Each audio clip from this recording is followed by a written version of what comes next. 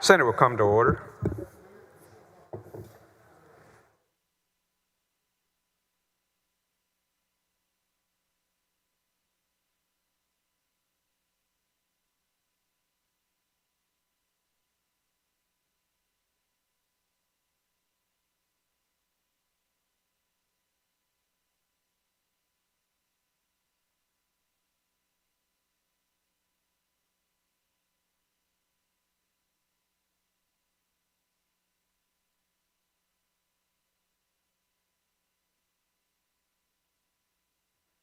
Senator Hughes, you recognize for a motion to suspend the regular order of business on Senate Bill 1897. Thank you, Mr. President. I move to suspend the regular order of business to take up and consider at this time Senate Bill 1897. Senators, this is about Texas Communication Network and securing it against attacks from foreign adversaries. A lot of concerns have arisen that our network is vulnerable to foreign interference, and we think about what we rely on: high-speed internet, cell service. It's made up of thousands of cell towers. And right now, companies directly connected to foreign adversary governments like Huawei, ZTE, are some of the largest producers of communications equipment worldwide. Cell towers with communications equipment produced by our foreign adversaries have been shown to be faulty and liable to leaking data and security breaches. In November of last year, Governor Abbott issued Executive Order 48, recognizing this threat and highlighting the need to strengthen the resilience of our critical infrastructure. Building on these efforts, Senate Bill 1897 specifically introduces several key measures to secure our communications network. That's what the bill does, and I move suspension. Senator Hughes moves suspension of the regular order of business on Senate Bill 1897. Is there objection? Hearing none, the rules are suspended. Chair lays out on second reading Senate Bill 1897. The Secretary will read the caption. Thank you. Senate Bill 1897 relating to advanced communications infrastructure security. Following amendment, Secretary read the amendment. Floor amendment number 1 by Hughes. Senator Hughes, you recognize for a motion. Thank you, Mr. President. Floor Amendment 1 is based on input from the Public Utility Commission to comply with the way the equipment actually works and is installed and operated, and it's a cleanup to make the bill effective in its implementation, and I move its adoption. Questions on the adoption of floor amendment number 1? Is there objection? Hearing none, the amendment's adopted. You recognize for a motion. Move passage to engrossment. Senator Hughes moves passage to engrossment. Is there objection? Hearing none, the bill is passed to engrossment. Senator Hughes, you recognize for a motion to suspend the constitutional 3-day rule. That's my motion. Senator Hughes moves suspension of 3-day rule. Secretary will call the roll. Alvarado, Betancourt, Birdwell, Blanco. 31 ayes, 0 nays. Rule is suspended. Chair lays out on third reading. Final passage, Senate Bill 1867. The Secretary will read the caption. Senate Bill 1897 relating to advanced communications infrastructure security. Senator Hughes, you recognize for a motion. I move final passage. Senator Hughes moves final passage. Senate Bill 1897. The Secretary will call the roll. Alvarado, Betancourt, Birdwell, Blanco. 31 Campbell. ayes, 0 nays. The bill is finally passed. Congratulations. Thank you, Mr. President. Thank you, Senators. Mr. Doorkeeper. Mr. President, there's a message from the House. Admit the messenger. Mr. President, I'm directed by the House to inform the Senate that the House has taken the following action. The House has passed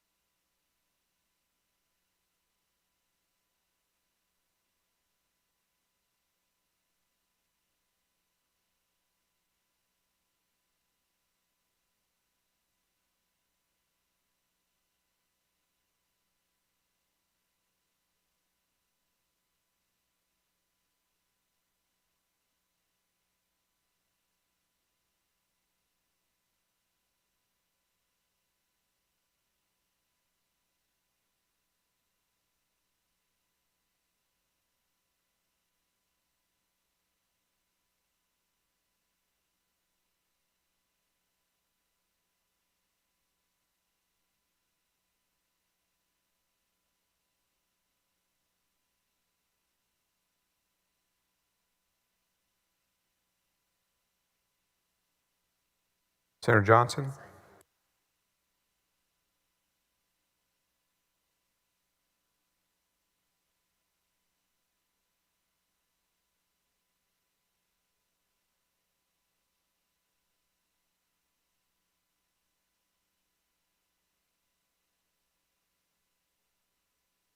Senator Johnson, you are recognized for a motion to suspend the regular order of business on committee substitute for Senate Bill 2994.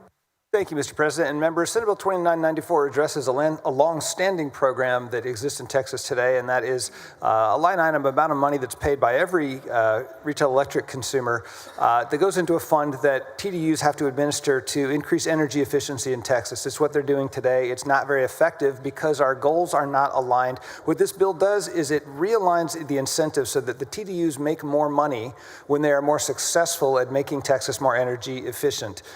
We will have an amendment that makes sure that the program doesn't get out of whack in market distortive conditions, but that's in essence what we do here. Senator Johnson moves suspension of the regular order of business on committee substitute for Senate Bill 2994. There is objection. The Secretary will call the roll. Alvarado, Betancourt, Bardwell, Blanco, 25 Campbell. ayes, 6 nays. Rules are suspended. Chair lays out on second reading committee substitute for Senate Bill 2994. The Secretary will read the caption. Committee substitute Senate Bill 2994 relating to energy efficiency goals and programs, public information, and participation of loads in certain energy markets. The following amendment. Secretary read the amendment. Floor amendment number 1 by Johnson. Senator Johnson, you're recognized. Thank you, Mr. President. Members, this amendment recognizes something that was brought to my attention, that we have a very dynamic electricity market, and we found that in certain market conditions, prices could go so high that the incentives under this program could swallow up the whole program. This is essentially a circuit breaker that makes sure that the expenses don't swallow up the program, that the incentives don't swallow up the program. Questions on the adoption of floor amendment number 1? Is there objection? Hearing none. Amendment is adopted. Senator Johnson, you're recognized for a motion. I move passage to engrossment. Senator Johnson moves passes to engrossment. There is objection. The Secretary will call the roll.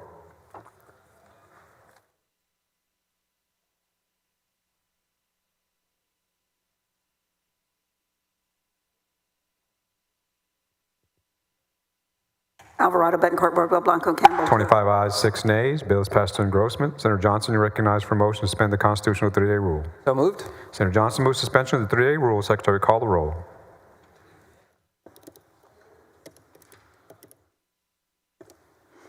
Alvarado, Betancourt, Bardwell, Blanco, Campbell, Cook, Creighton, Eckhart. 25 ayes, 6 nays. Rules suspended. Chair lays out on third reading. Final passes. Committee substitute Senate Bill 2994. Secretary, read the caption. Committee substitute Senate Bill 2994 relating to energy efficiency goals and programs. Senator Johnson, you're recognized for a motion. I move final passage as committee substitute to Senate Bill 2994. Senator Johnson moves final passage of committee substitute for Senate Bill 2994. The Secretary will call the roll. Alvarado, Betancourt, Bardwell, Blanco, Campbell. 25 ayes, 6 nays. Bill is finally passed. Congratulations, Senator. President, members.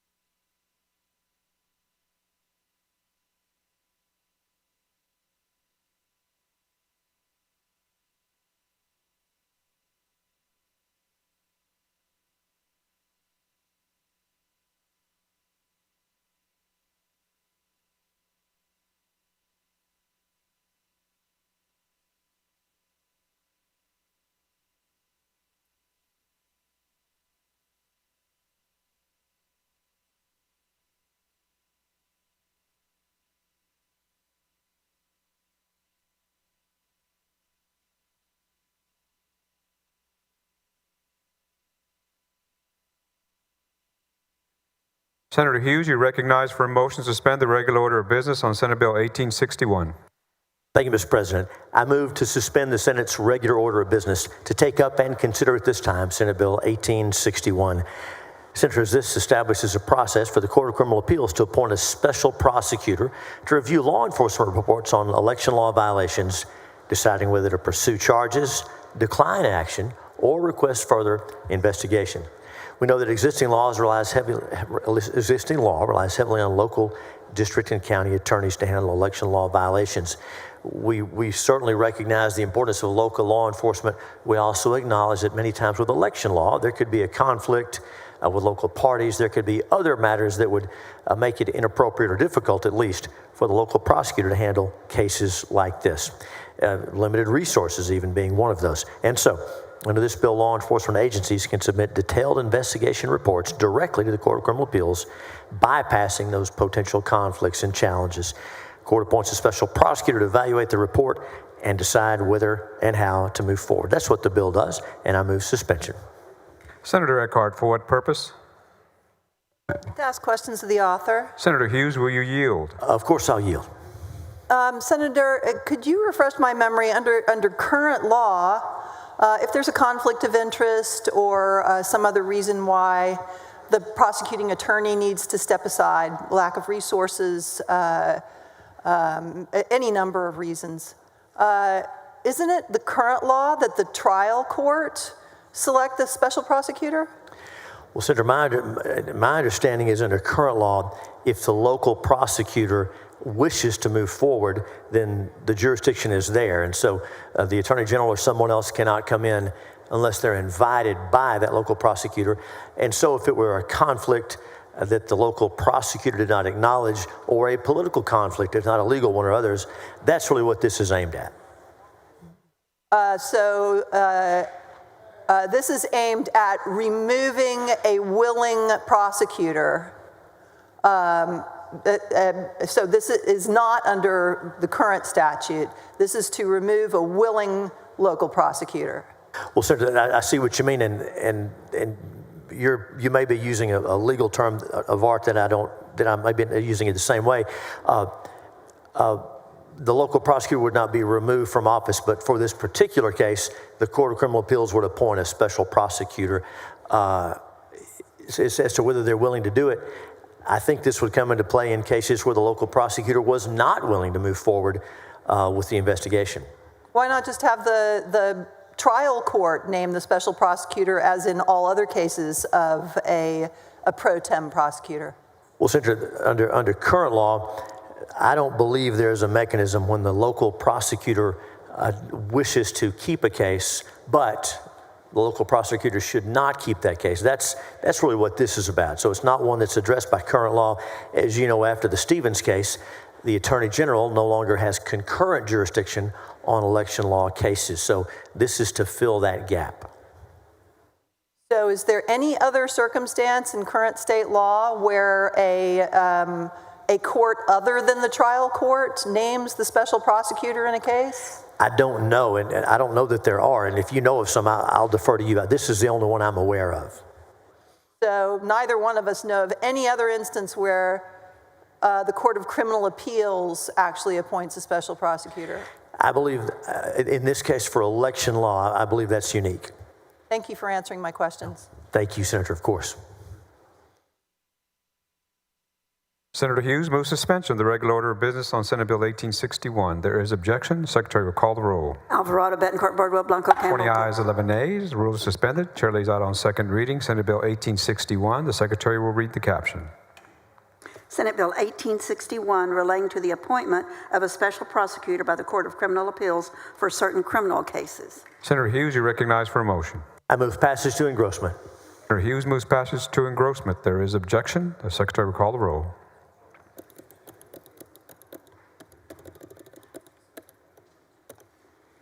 Alvarado, Betancourt, Bardwell, Blanco, Campbell. 20 ayes, 11 nays. Bill is passed to engrossment. Will hold there, Senator. Thank you, Mr. President. Thank you, Senators.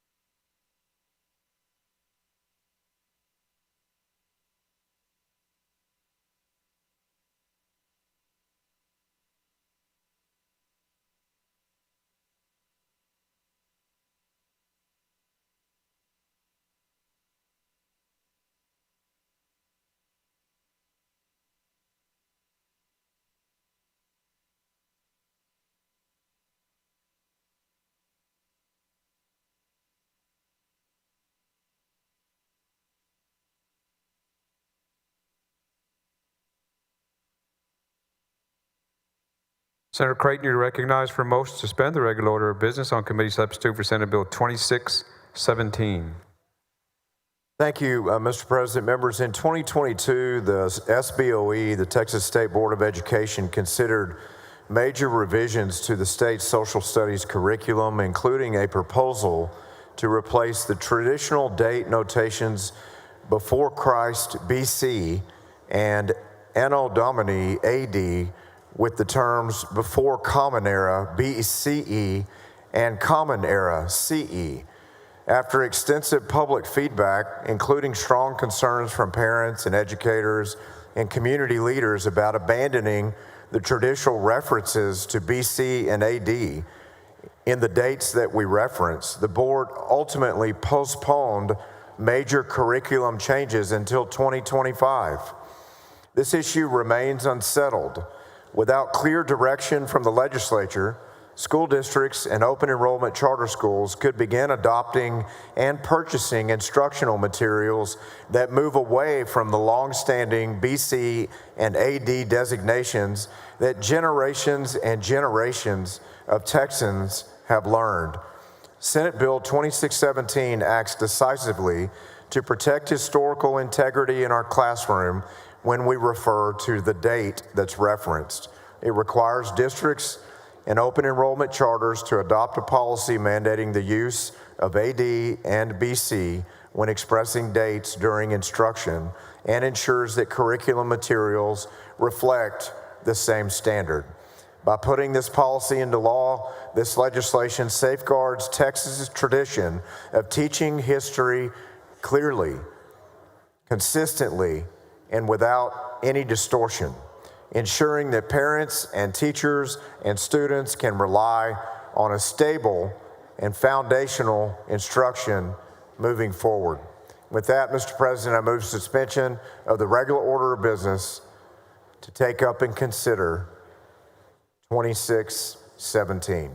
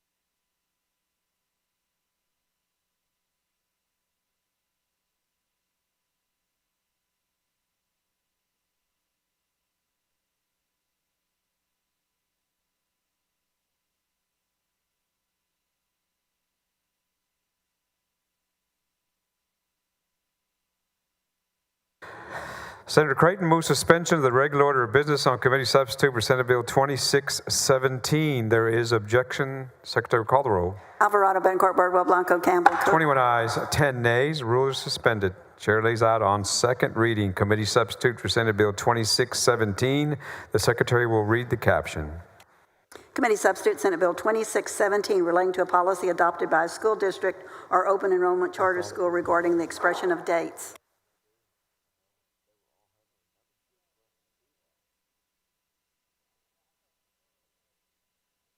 Thank you, Mr. President. Members, move passage to engrossment for a committee substitute for Senate Bill 2617. Senator Creighton moves passage to engrossment. There is objection. The Secretary will call the roll.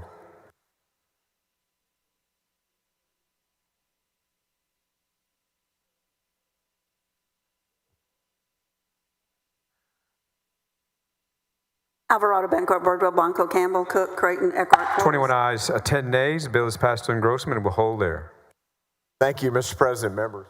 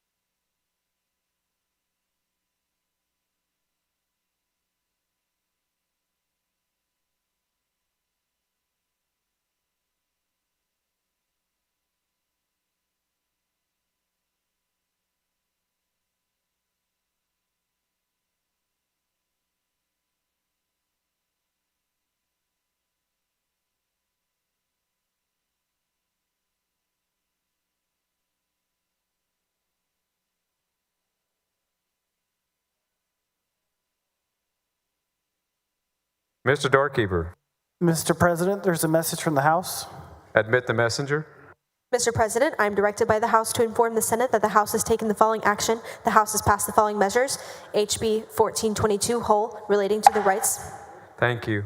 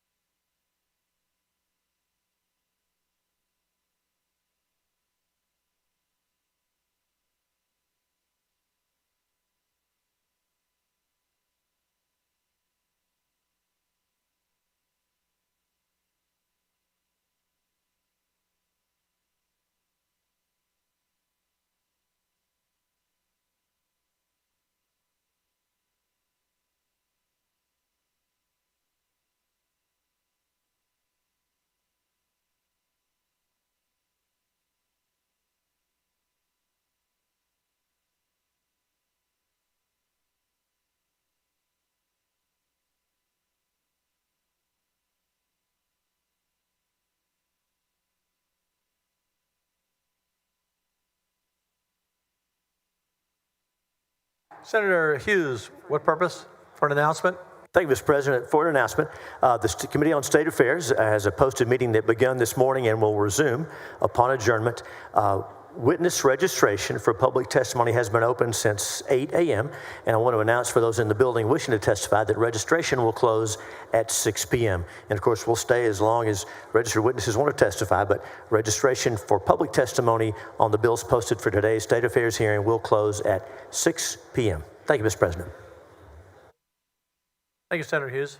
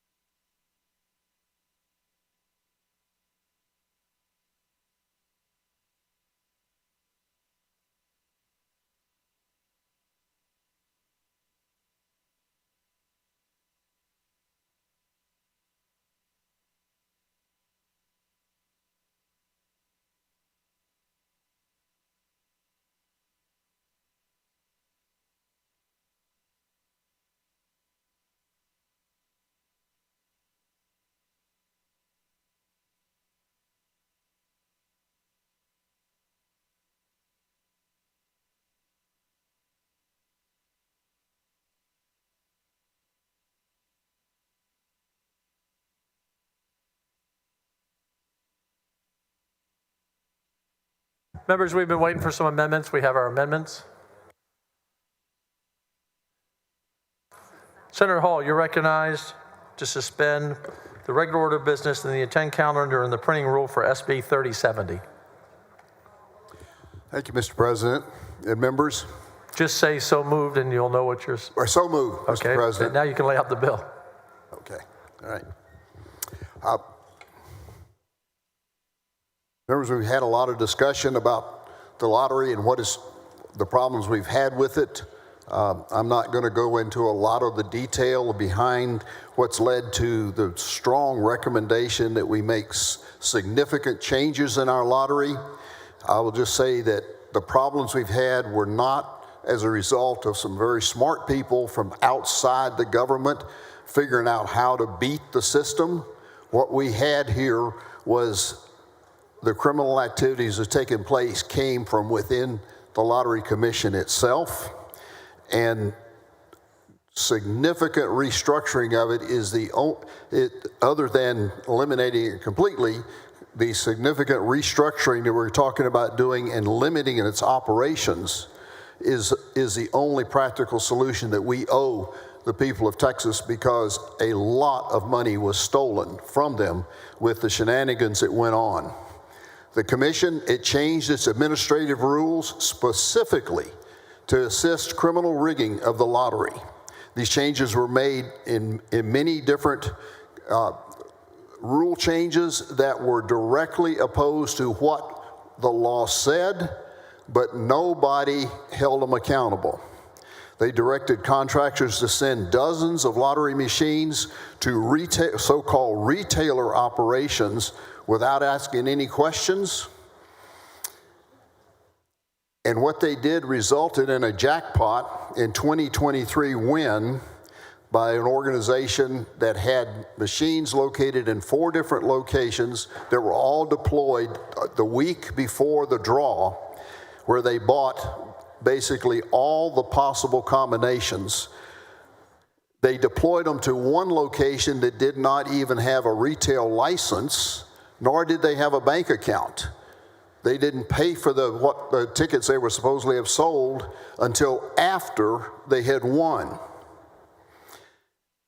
And the company that collected the check, a company by the name of Rook, Texas, did not even exist until 2 weeks before it collected the check in June of that year. So it didn't even exist when it happened. They consistently lied to legislators and to our committees about their ability to manage and control the so-called courier system. But even though the Lottery Commission personnel colluded with criminals to defraud Texas, and the lottery itself is little more than a burden on most vulnerable people, the Lottery Commission is also providing appropriate appropriations that benefit our schools and our veterans, and that will continue as we relocate them to be under TDLR.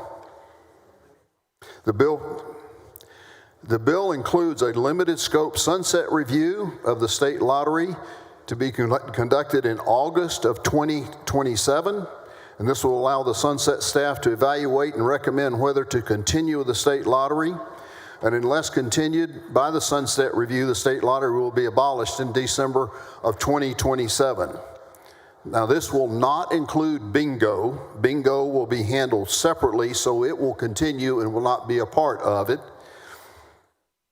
The bill creates a new lottery advisory committee to provide guidance to the commission. It will be made up of members of the public, licensed sales agents, interested groups with differing views on how the lottery is operated, and entities that benefit from the lottery.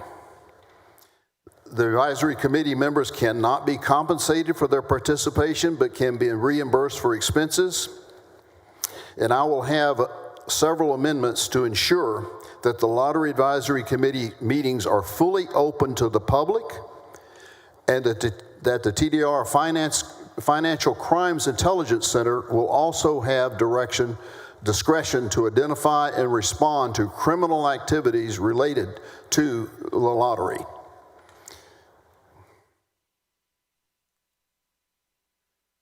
I have 4 amendments that we will, in addition to the basic changes. The First Amendment will say that ticket purchases can only be made in person at a licensed retail store during normal business hours. Each one of these amendments and each one of the changes in here are to try to plug a hole that was in their operating procedures that allowed the criminal operation to go unreported.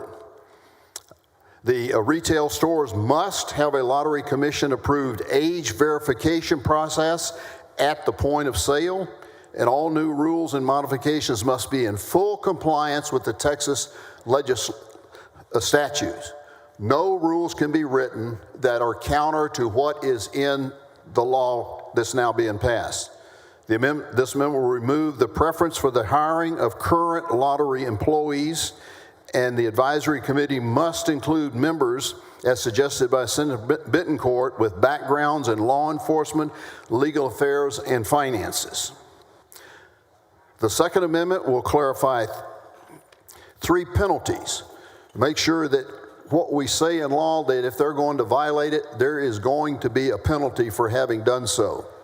A violation of Section 466.254 will be a Class A misdemeanor. This section prohibits vendors, lottery operators, employees, and officers of the Lottery Commission, or TDLR, and their families from purchasing lottery tickets.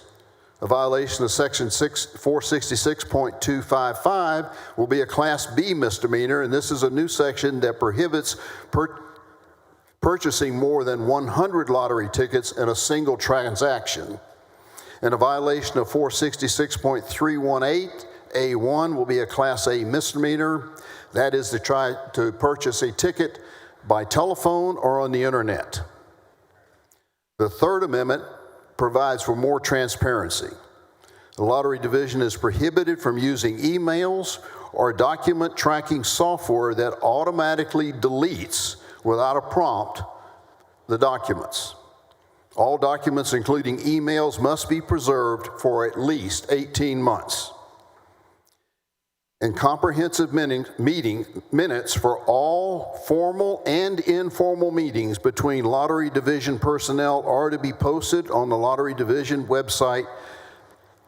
And this applies to employees whose role will allow them to influence policy or contracting. This posting must include as a minimum the purpose of the meeting, the minutes of the meeting, the names of all attendees, and their business associations. The amendment also includes a clarification that all advisory committee meetings are to be public meetings. And the last amendment, there will be a hard limit of 5 lottery ticket printing machines at any single location. And the state auditor must conduct an annual comprehensive audit of all Lottery Division actions, and each audit must specifically identify any lottery action or activity that differs from previous audits. And this bill will prohibit the extension of the current logistics support contract and will allow for a new RFP for selecting a new vendor in September of 2025.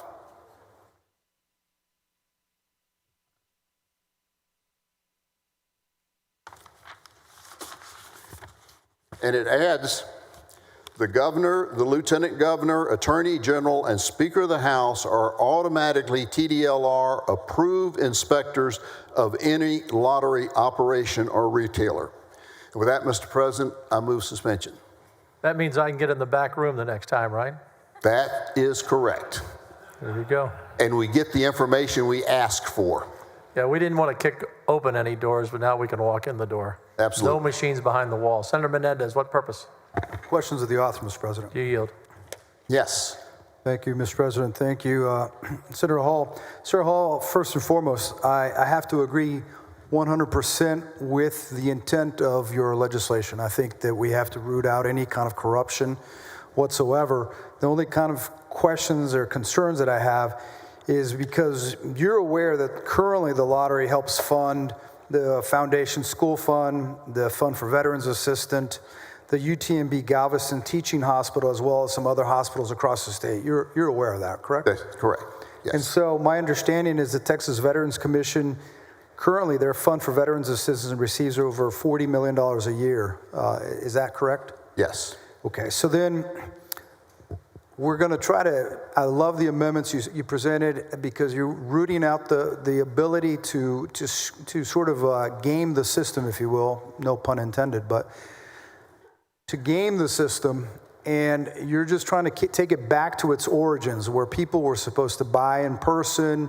It's for the entertainment of the individual, making something, not allowing for these, foreign countries to come together and pool together $11 million to buy every single combination. Is that what you're trying to do?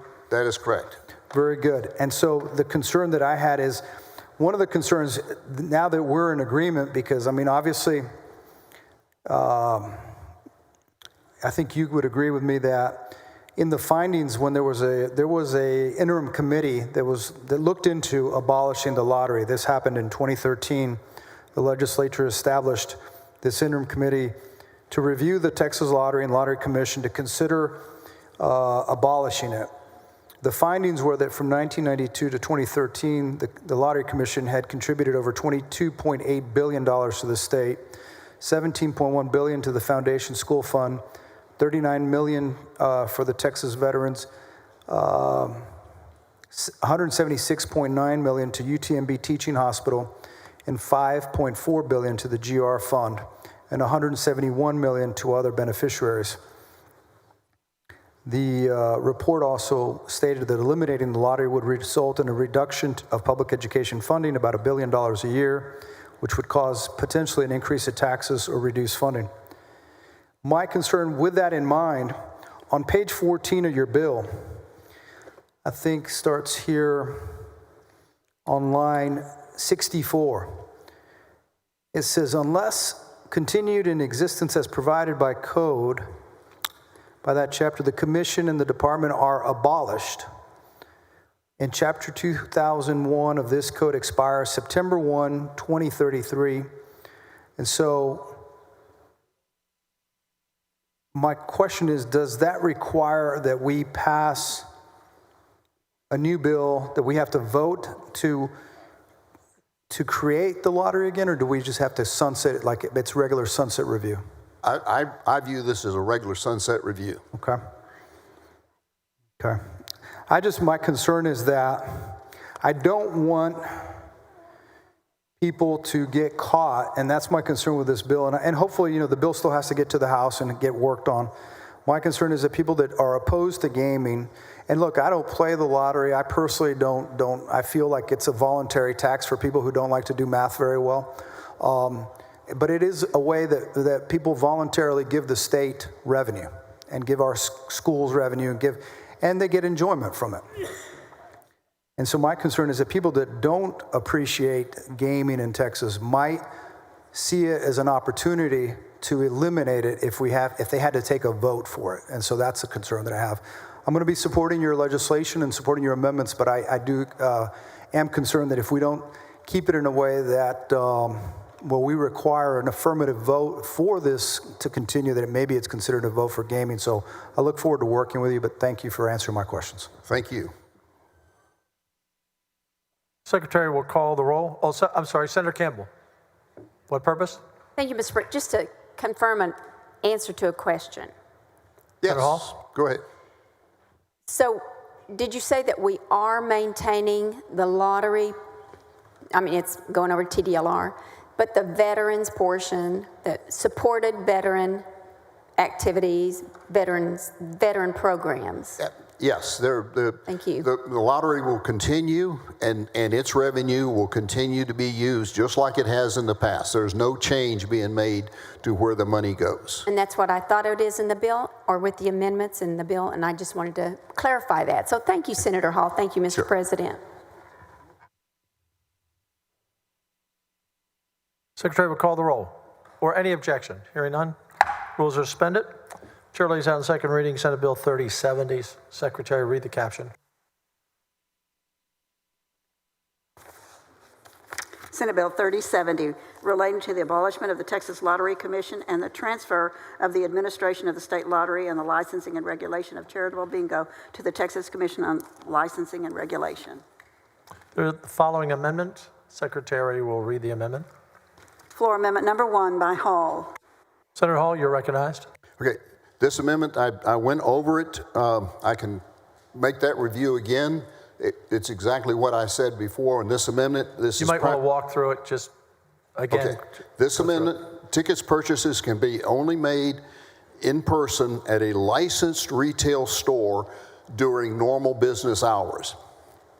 Again, I will repeat that most of what you'll find in here are things we're adding to the bill, or adding to be in place now, were things that we found that the Lottery Commission was taking advantage of to run the criminal operation they were running. Second is that retail stores must have a Lottery Commission approved age verification process at point of sales. The original bill prohibited the sale of tickets to anyone under 18. The Lottery Commission operated with no way of really knowing who was buying their tickets. All new rules and modifications must be fully in compliance with Texas statutes. They wrote several rules that were totally contradictory to what they had been told by the legislature to do. This specifically prohibits them from doing it. And the advisory committee must include members with backgrounds in law enforcement, legal affairs, and finance, as suggested by Senator Bettencourt. And that's this amendment. Senator Bettencourt, what purpose? Ask a question, author of the amendment. Do you yield? Yes, sir. Senator Hall, I first off want to say you've done a tremendous job, and you've done a great service for the entire taxpayers of the state of Texas, the citizens, by being the first to talk about the problems at the Lottery Commission, and quite frankly, your work and the work of Lieutenant Governor and his gumshoe reporting was outstanding, and has really led to the lottery bill that we have today.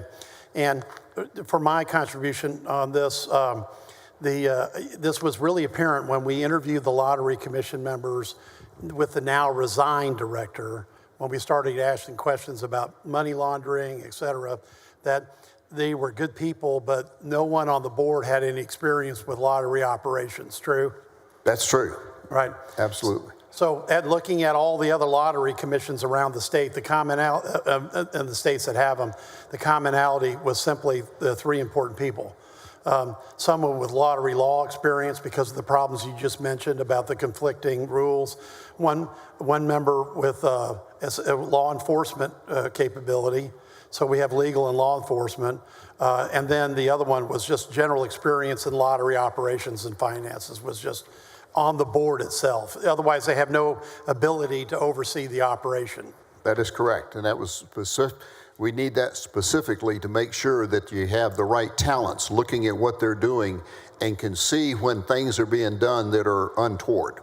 Right, and many of what you mentioned in your layout would have been resolved if anyone had just looked at best practices and the history of corruption problems in other states, because it was all there. You just had to have somebody with experience to be able to see that. So absolutely. Thank you for the amendment. No, thank you very much for your help with that. I appreciate it very much. Any objection to the amendment? Hearing none, the amendment is adopted. Following amendment. Secretary will read the amendment. Floor Amendment Number 2 by Hall. Senator Hall. Okay, this amendment, as I talked about before, was specifically to make sure that there is a penalty for a violation of some of the sections that are very serious. Section 466.254 will be a Class A misdemeanor. This is a section that prohibits vendors, lottery operators, employees, officers of the Lottery Commission, TDLR, upon passage of the bill, and their families from purchasing lottery tickets. The second is a section 466.255 will be a Class B misdemeanor, and this is a new section that prohibits purchasing more than 100 lottery tickets in a single transaction. This is to combat the problem we had where they made large bulk purchases, which were originally illegal, but were being accomplished. We're going to put a penalty on them for doing that. And in a violation of 466.318, A1 will be a Class A misdemeanor, and that's purchase of a ticket by telephone or internet. It's intended that we limit the purchase of lottery tickets to the paper slip that was originally defined when the bill was first passed. Any objection? Hearing none. Amendment is adopted. Following amendment.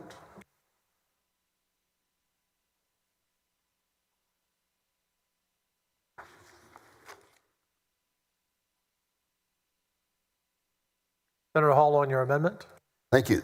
This amendment is to bring transparency, to make sure that whatever the personnel within the lottery office is doing, it is there for people to see and to keep records that will not disappear quickly. It's prohibited from using emails or document tracking software that automatically deletes documents without a prompt from a user. And all documentation, including emails, must be preserved for at least 18 months. And comprehensive minutes are to be taken for all formal and informal meetings between Lottery Division personnel and posted on the website for at least 5 years. This applies to employees whose roles allow them to influence policy or contracting. And this posting must include at a minimum the purpose of the meeting, minutes of the meeting, and names of all attendees and their business associations.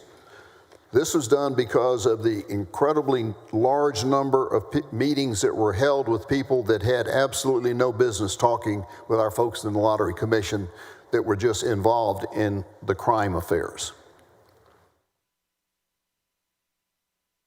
Any objection to the amendment? Hearing none. Amendment is adopted. Following amendment. Floor amendment number 4. Senator Hall, on your amendment. Thank you, Mr. President. This last amendment, we're putting a hard limit on a maximum of 5 lottery machines at any single location.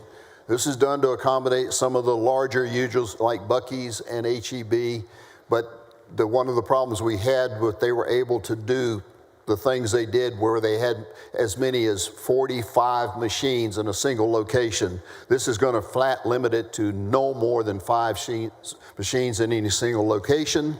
And the state auditor must conduct an annual comprehensive audit of all Lottery Division actions.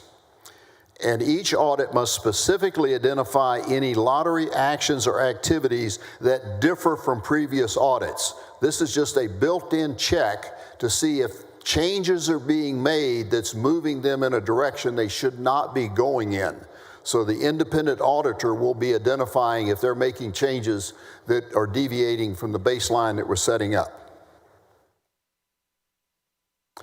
And the last part of that is that they're going to have to be required to recompete the current logistics support contract in September of this year.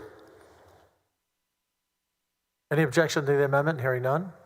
Amendment is adopted. You recognize passage to engrossment? So moved, Mr. President. Any objection? Hearing none. Bill passed to engrossment. You recognize suspend the constitutional 3-day rule. So moved, Mr. President. Secretary, call the roll. Alvarado, Bettencourt, Birdwell. 31 ayes, no nays. Rule is suspended. Chair lays out third reading and final passage. Senate Bill 3070. Secretary, read the caption. Senate Bill 3070, relating to the abolishment of the Texas Lottery Commission. You recognize on final. Mr. President, I move Senate Bill 3070 be moved to final passage. Secretary will call the roll. Alvarado, Bettencourt, Birdwell, Blanco, Campbell, Cook. And before I call the number again, Senator Hall, you've been a leader on this restructure. Almost all the credit goes to you. You've been on this from the beginning. They have a 2-year lease on life. We'll see what happens under the new agency. I think it's important to note the Texas Ranger investigations, 2 of them, one by the governor, one by me, are still ongoing.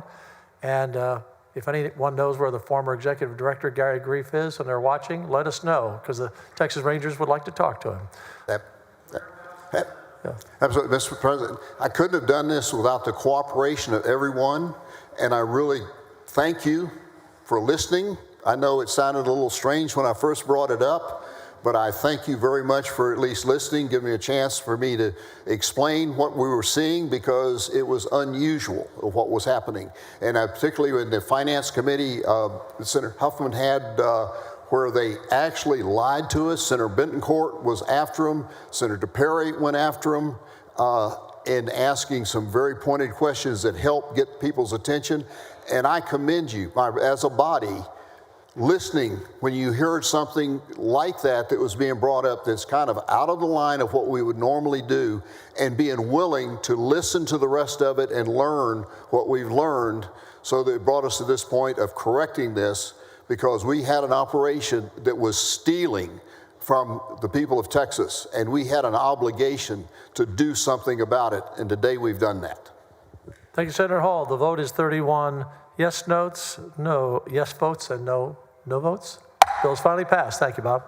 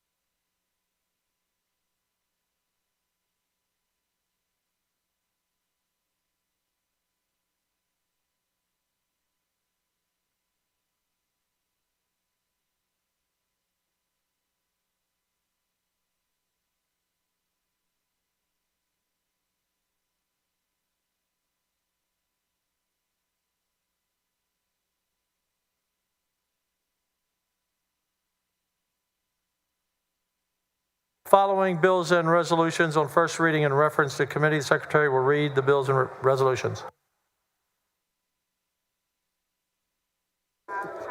Okay. House Bill 40 to jurisprudence. House Bill 121 to education K through 16. House Bill 493 to state affairs. House Bill 638 to local government. House Bill 640 to state affairs. House Bill 1523 to water, agriculture, and rural affairs. House Bill 1533 to local government. House Bill 1896 to criminal justice. House Bill 1942 to health and human services. House Bill 2028 to business and commerce. House Bill 2067 to business and commerce. House Bill 2193 to veteran affairs. House Bill 2253 to state affairs. House Bill 2273 to local government. House Bill 2348 to criminal justice. House Bill 2407 to criminal justice. House Bill 2464 to local government. House Bill 2529 to finance. House Bill 2688 to finance. House Bill 2966 to state affairs. House Bill 3153 to health and human services. House Bill 3385 to state affairs. House Bill 3449 to criminal justice. House Bill 3592 to state affairs. House Bill 3788 to local government.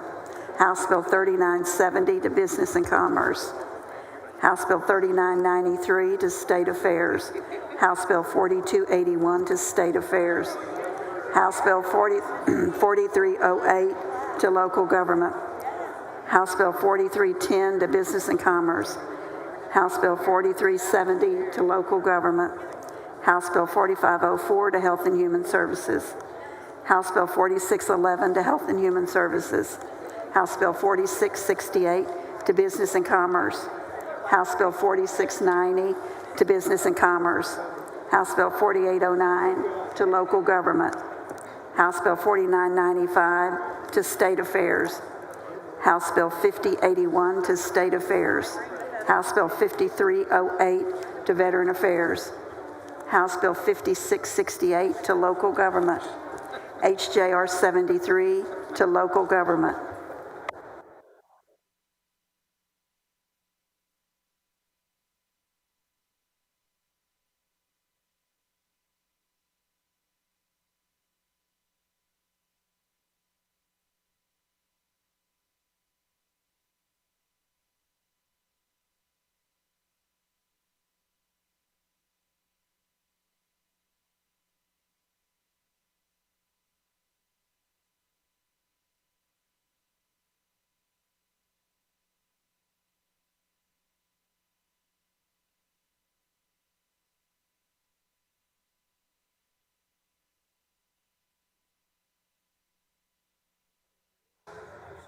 Following motion in writing. Secretary, read the motion. Motion in writing. Mr. President, I move that the nomination of Mr. Antonio L. Santana to the Coastal Water Authority Board of Directors be withdrawn from the Committee on Nominations, and I further move that the nomination be returned to the governor pursuant to his request. Motion by Senator Campbell, Chair of Nominations. Any objection to the motion? Hearing none, motion granted. Following motion in writing.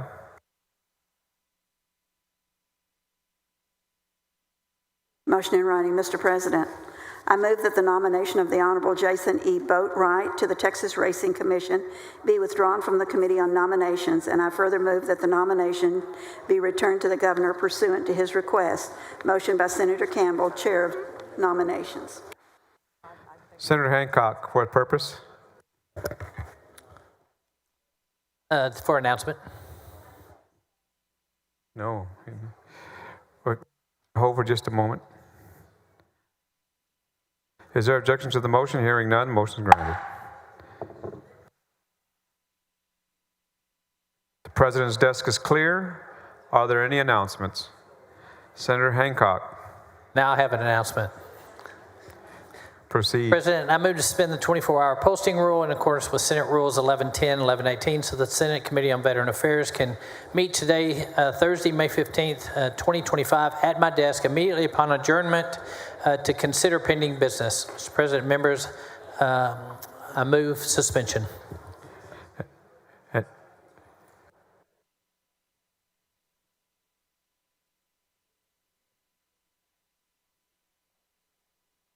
Members, we will recess today. Upon a recess. We'll meet at my desk upon recess. Any objection? Hearing none, so granted. Senator Kolkhorst, you are recognized. Thank you, Mr. President and members. I move to suspend the 24-hour posting rule in accordance with Senate Rules 11.10 and 11.18 so that the Senate Committee on Health and Human Services can meet this afternoon, Thursday, May the 15th, 2025, in 2E.9, that is the press room, upon recess to consider pending business. Mr. President, I will make that time certain 6:20. Any objection? Hearing none, motion is granted. Senator Hughes, you're recognized. Thank you, Mr. President. I wish to announce that the Committee on State Affairs meeting posted for today, which began this morning, will resume here in the Senate chamber at a time certain, that being 6:20 p.m. So State Affairs resuming here in the chamber this evening, 6:20 p.m. Thank you, Mr. President. Senator Creighton, you're recognized. Thank you, Mr. President. Members, the Senate Committee on Education K through 16 will reconvene today at 6:30 p.m. in E1028 to continue our agenda. Thank you, Mr. President. Senator Betancourt, you're recognized. Thank you, Mr. President. The Senate Committee on Local Government will meet to continue our previously posted hearing today, May 15th, in the Betty King Room. I'm going to say 6:19, give 5 minutes for Senator Gutierrez and the others to come. We need to be there promptly, so we vote on pending business at 6:19. Thank you, Mr. President and members. Members, are there any other announcements?